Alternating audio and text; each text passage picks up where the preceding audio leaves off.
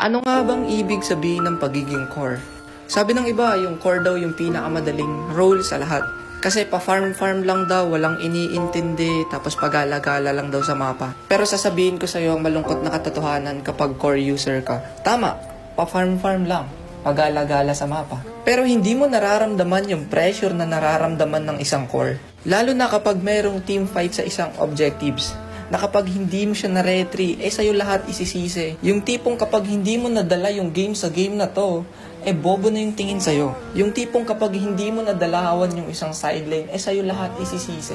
Pero partida, hindi ka niya tinutulungan nung ini-invade yung farm mo. Kaya ngayon yung sabihin sa akin na madali mag-core. Kung meron mang sobrang galing mag-core, maniwala ka sa akin. Lahat ng trash talk inabot niyan, lahat ng sisi pinagdaanan niyan bago siya maging magaling at nasanay sa ganong kultura. Kaya wag na wag mong sasabihin na madali lang mag-core, please lang.